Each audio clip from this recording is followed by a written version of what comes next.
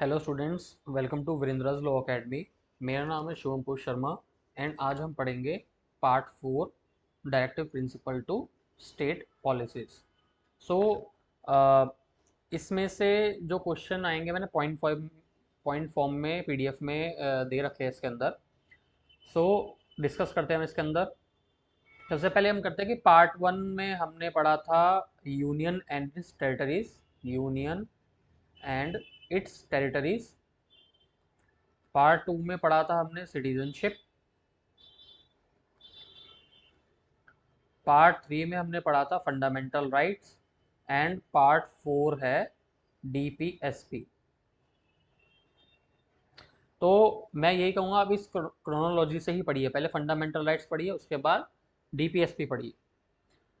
सो जो डीपीएसपी है ये आर्टिकल 36 से लेकर आर्टिकल 51 तक है। आर्टिकल 36 से लेकर आर्टिकल 51 है। अब इसमें देखते हैं हम इसमें से क्वेश्चन क्या क्या आते हैं। First, it is taken from constitution of Ireland. तो इसका सोर्स क्या है? आयरलैंड है। ये कौन सा कंसेप्ट रखता है? वेलफेयर स्टेट का कंसेप्ट रखता है कि कैसे हम जो हमारे देश के नागरिक हैं उनका वेलफेयर करें, उनको मान लिया गरीब और अमीर को एक समान मात्रा में हम हम मतलब गवर्नमेंट चीज़ें दें उन्हें। ठीक है, जैसे जो ईडब्ल्यूएस सेक्शन है वो उनके लिए फ्री या लो प्राइस पे मेडिसिन। सो ये वेलफेयर स्टेट का एक पार्ट है। सो क्या कंसेप्ट पे, किस कंसेप्ट पे काम करता है? वेलफेयर स्टेट के कंसेप्ट पे काम करता है।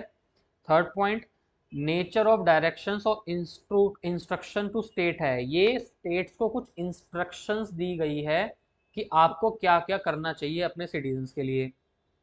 फोर्थ पॉइंट, इंपॉर्टेंट पॉइंट है, नॉन जस्टिसेबल। अब जो फंडामेंटल राइट थे वो जस्टिसेबल थे, पर जो डीपीएसपी है नॉन जस्टिसेबल है। जस्टिसेबल, मान लीजिए अगर फंडामेंटल राइट्स मेरे इन्फ्रिंज होते हैं तो मैं सुप्रीम कोर्ट में आर्टिकल 32 के अंडर जा सकता हूं। पर अगर मैं कोर्ट में आके डीपीएसपी की मांग नहीं कर सकता। ठीक है, अब ऐसा क्यों? डीपीएसपी की मांग क्यों नहीं कर सकता? क्योंकि जब हमारा कॉन्स्टिट्यूशन बना तो इंडिया के पास इतना पैसा नहीं था कि वो हर किसी को वेलफेयर के लिए काम कर सके। बट उन्होंने ये भी कहा कि जैसे धीरे धीरे इंडिया डेवलपमेंट की तरफ जाएगा, डेवलप करेगा, सो ये चीज़ें गवर्नमेंट को अपने माइंड में रखना पड़ेगा कि इन पॉलिसीज़ को भी अपनी पॉलिसीज़ में इम्प्लीमेंट करे। तो इसलिए बोलते हैं इसको directive principle to state policies. जो स्टेट की पॉलिसीज़ है उसमें इन डायरेक्टिव्स को जरूर मेंशन करे और इनको अप्लाई करवाए। फिफ्थ पॉइंट है, fundamental to the governance of the country and the state has a duty in applying the DPSP. ये स्टेट की एक ड्यूटी है डीपीएसपी को अप्लाई करना। अब ये अमेंड एक बार हो चुका है। कौन से अमेंडमेंट से? 42nd अमेंडमेंट एक्ट 1976 से ये अमेंड हो चुका है। इसको एक चीज और कहते हैं, क्वेश्चन आ चुका है, इसको बोलते हैं हम